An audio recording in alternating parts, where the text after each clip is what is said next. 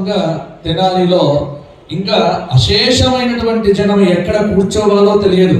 తినేవారు తింటున్నారు, చూసేవారు చూస్తున్నారు, వచ్చేవారు వస్తున్నారు.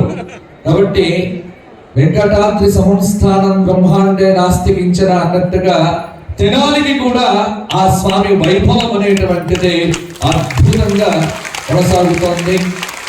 ఈ అద్భుతమైనటువంటి ఈ సమయంలో మరి ఆ పరమాత్ముడి యొక్క కార్యక్రమాన్ని అలా నిర్వర్తిస్తూ ఉంటే దీనిలో ఫలాపేక్ష ఏం లేదు. ఎందుకంటే మా బాలస్వామి వారికి ఫలాపేక్ష ఉంది. దీని ద్వారా వారికి ఏం కావాలి? కాబట్టి నిష్కామ కర్మానుష్ఠాన యోగ్యత కలిగినటువంటి వ్యక్తుల్లో వారు ప్రథములు. భారతీ తీర్థ స్వామి వారి అనుగ్రహాన్ని పరిపూర్ణంగా పొంది, కాబట్టి భారతీ తీర్థ స్వామి వారి అనుగ్రహం అంటే ఇంక మీకు చెప్పక్కర్లే. ఈ జగత్తులో సాక్షాత్తు కుంభావ భారతీ స్వరూపం భారతీ తీర్థ మహాస్వాముల వారు. వారి పరిపూర్ణ అనుగ్రహ విశేషమే ఈ వైభవం అని ఎల్లప్పుడూ వారు చెబుతూనే ఉన్నారు బాలస్వామి వారు. ఈ సందర్భంగా ఒక చక్కటి ఈ సంవత్సరం మరి స్వామివారు చాతుర్మాస్య దీక్ష శ్రీశైలంలో అద్భుతంగా చేసినారు.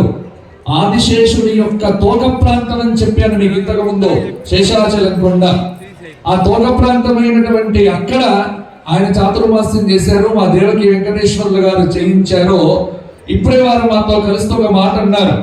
ఏమిటి అంటే, వచ్చే సంవత్సరం చాతుర్మాస్య దీక్ష మా బాలస్వామి వారిది అద్భుతమైనటువంటి కాశీ మహాక్షేత్రంలో మా వెంకటేశ్వర్లు గారు ఇప్పుడే వారు చెప్పినారు. కాబట్టి ఈ చప్పట్లు సరిపోతాయండి.